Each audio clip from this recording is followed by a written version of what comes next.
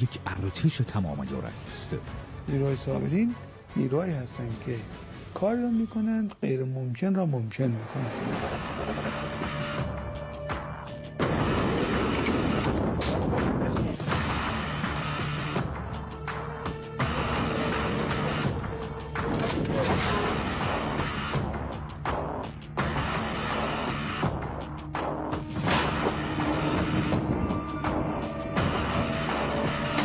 قطعاً نیروی ویژه صابرین یه نیرویی است که در همه شرایط و فصول سال باید آماده اجرای مأموریت و پذیرش مأموریت باشه.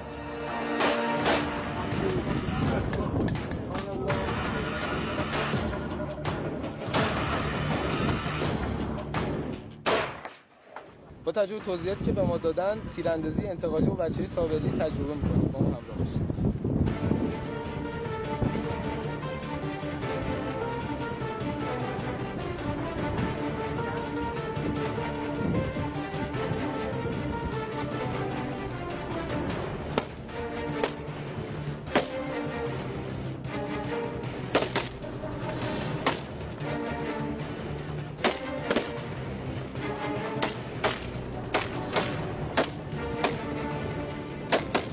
واقعا وارد یگان صابرین میشیم احساس میکنیم که وارد یه یگان شدیم که از هر لحاظ اینا آمادگی دفاع از جمهوری اسلامی رو دارن، چه از لحاظ معنوی چه از لحاظ فنی و تخصصی.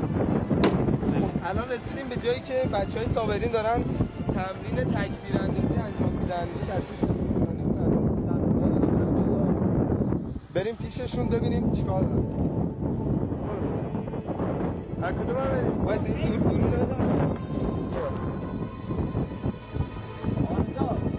آماده؟ گوشی بهش بده، گوشی بهش بده. میگم میگه. عقب.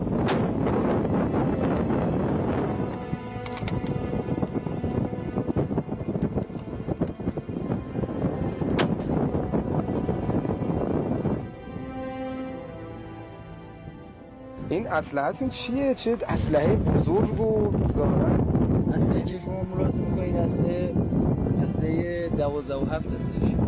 از اون که این سلاح در حاضر در داخل ایران ساخته میشه. آخرین تجهیزات روزه که در دنیا هست، ما به حمدالله بخش زیادش رو در کشور بومی سازی کردیم. یعنی امروز در تولیدات خودمون. چه قدرت خیلی زیادی هم به شما اذیت نمیشین اینجوری شلیک کنیم؟ چرا این سلاح یکی از به قول مرحوم خصوصیتایی که داره اینه که همین موجی که داره، به خاطر همین ترمز دهانی که داره، این ترمز دهانی موج رو به سمت عقب هدایت میکنه. این موج اگر کسی فرد عادی بخواد با این شلیک کنه نمیتونه. چطور؟ یعنی چون این ترمز دهانه موج رو چون عقب میده 100% یقینا این مویدک‌های چشم رو پاره میکنه و از روی در طولانی مدت اینکه سردرد میاره. ولی خب حالا بچه‌شون اینجا ما خیلی شلیک کردیم، ما کنار وایساده بودیم، خیلی پشت هم شلیک می‌کردیم. بالاخره خب بر اثر تمرینات دیگه، ما تمرین زیاد داریم، تقریبا هر روز یه تمرین داریم، خاطر همینه. بله نگاه کنید، ما موقعی که میگیم که نیروی صابرین باید ورودیش دوره تکاوری بداره، این یه دوره‌ایه که برای یگانهای دیگر هم این دوره‌ها هست. ولی موقعی که سطح رو میاریم به نیرو مخصوص به ویژه میرسونیم، در واقع متمایز کردن این نیروها از یگانهای دیگر است، از حیث توانمندی جسمانی، از حیث نوع آموزش‌ها و سلاحایی که در اختیار باید داشته باشه.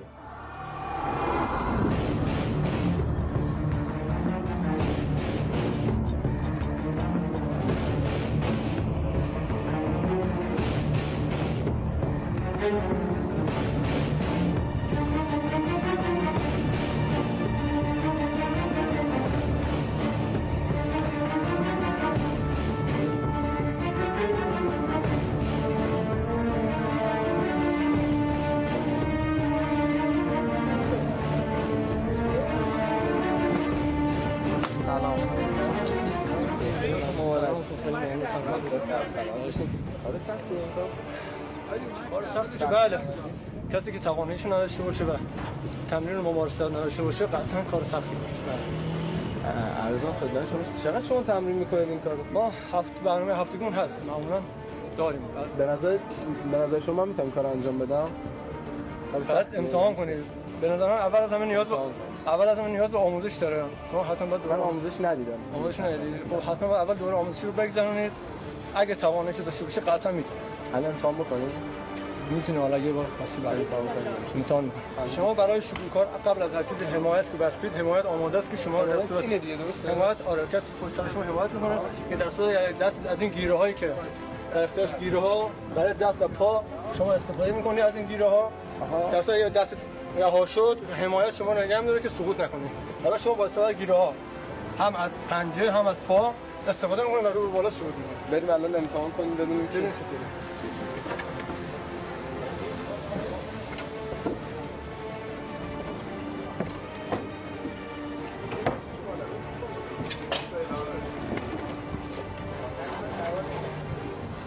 خیلی عالی ماشاءالله. بشین رو کار. خب چطور بود حالا؟ خیلی کار سختی بود. من فکر کردم که خیلی راحت‌تر از این حرفا بشه. اینا شما می‌گیرید راحت می‌گیرید بالا. شما فکر کنم از گیره ها باید بگیرید. شما روی تمام بررسی‌ها استفاده می‌کنید. تنها گیره ها واقعا فشار. آره واقعا. تو از همه اینا استفاده می‌کردی. مرسی. یا علی ره سپاریم با ولایت تا شهادت. اون به جز این تخصص دیگه هم دارید؟ بله ما به غیر از این تخصص دیگه هم شامل برنامه‌مون هست شامل کار غواصی، پرواز، موتور سواری و دیگر آموزش خاصی که دیگه تو برنامه‌مون گنجونده شده. نیروی ویژه صابرین باید 3 سطح تکاوری نیروی مخصوص و ویژه را بگذراند تا ما بگیم این نیرو یه نیرویی است که همه قابلیت‌ها را برای اجرای مأموریت دارد. یکی از تمرین‌های بچه‌های صابرین تمرین موتور سواری و پرش از موانع در شرایط سخت و زمین لغزنده است. تجربه موتور سواری با بچه‌های صابرین میتونه جالب باشه.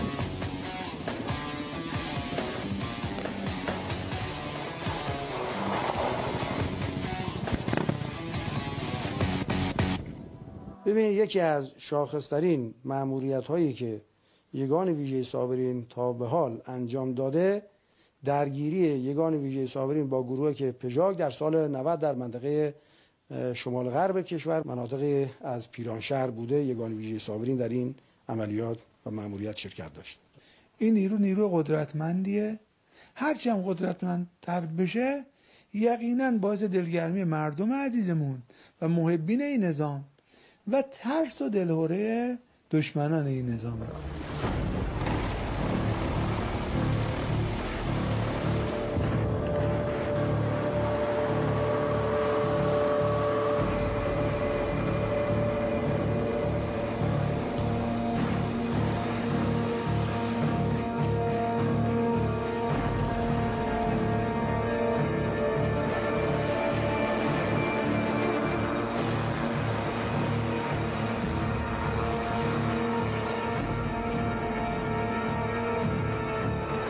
وسیله‌ای که ما الان سوارش هستیم جایروپلن هستش که تقریبا میشه گفت که بالگرد فوق سبکه و با کمترین هزینه و با 1/100 هزینه یک بالگرد تقریبا میشه گفت همون خروجی رو به ما میده.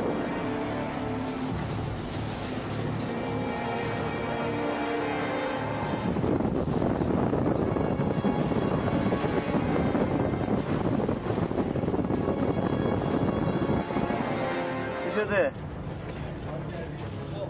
مردیم از خستگی. ما 2-3 ساعت همش با بچه صابرین هستیم. واقعا تمرین خیلی سختی داره. یا علی آقا یا علی.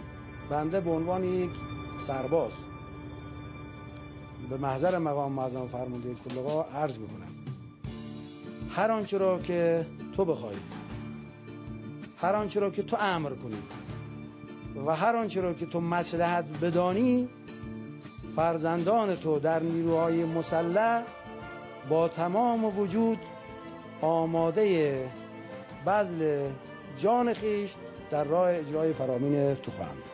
ما پاسدار هستیم و افتخار میکنیم به این کارمون و عرضونی که یقین هم داریم که جانمون انشالله در این راه خواهیم داد و در راه پاسداری از انقلاب اسلامی. ولادت امام حسین رو به امام زمان، به مقام معظم رهبری، به تمام ملت ایران تبریک عرض میکنم. بزرگترین آرزوی شمای پاسدار الان چیه؟ بزرگترین آرزو والا اگر لیاقت داشته باشیم و حالا خدا توان بده به ماها، انشالله سربازی آقای امام زمان و انشالله که آخرش هم شهادت.